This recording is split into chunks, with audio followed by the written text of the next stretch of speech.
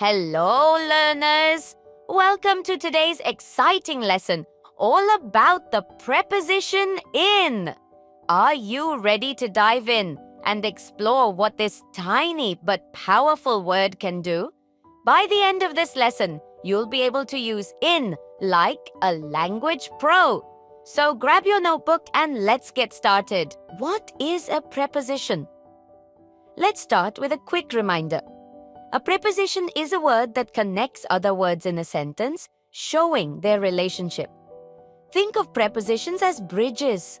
They tell us where something is, when something happens, or how things are related. Now, here's the big question for today. What does in do? Let's understand the meaning of in. The word in often answers two big questions. Where is something? When is something happening?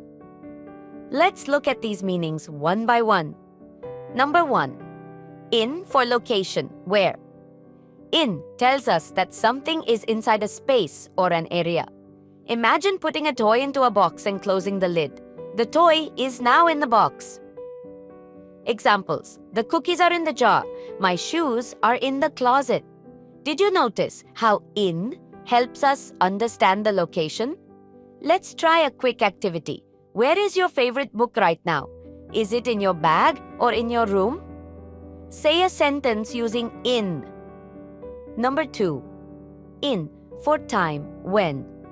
In is also used to talk about time. It shows when something happens, like in a specific part of the day, month, year, or even the future. Examples. I was born in December. We'll meet in the afternoon. The new movie comes out in 2 weeks. Can you think of an important date in your life? Say a sentence like, I visited my grandparents in July. Number 3. In for states and situations. In also tells us about conditions or situations.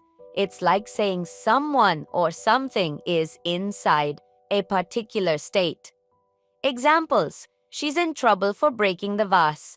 The town was in chaos after the storm. Think about this. What makes you feel like you're in a happy mood? Fun. Phrases with in. In is part of many fun phrases we use every day. These phrases are called idioms. They don't always mean what the words say literally, but they're super fun to learn. Number 1. In a hurry, moving quickly. Example. He's always in a hurry to get to school. Number 2.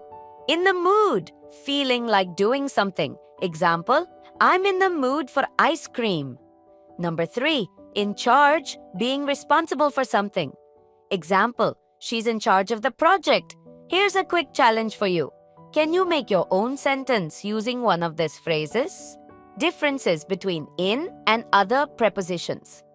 Sometimes learners get confused about when to use in instead of other prepositions like on or at. Let's clear that up with examples. In versus on. Use in for enclosed spaces and on for surfaces. Example, the keys are in the drawer. Example, the keys are on the table. In versus at. Use in for larger areas and at for specific points. Example, I live in New York. Example, I'm at the corner of Main Street. Now it's time for a quick game. I'll say a sentence and you have to spot the word in. Ready? The flowers are blooming in the garden. We'll visit Grandma in the summer. She's in charge of organizing the party. Did you find them all? Great job! A quick recap. Let's review what we've learned about in. Number 1. Location tells us where something is inside. Example, the cat is in the basket. Number 2. Time tells us when something happens. Example, I'll see you in the evening. Number 3. Situations describes states or conditions. Example, the classroom was in silence. Before we wrap up, here's a little homework for you. Try writing 3 sentences using in. One about location, one about time, one about a situation. Example, location. The toys are in the box. Time.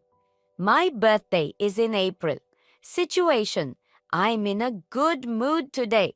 That's it for today's lesson on the preposition in. This tiny word is so useful, and now you know how to use it in different ways.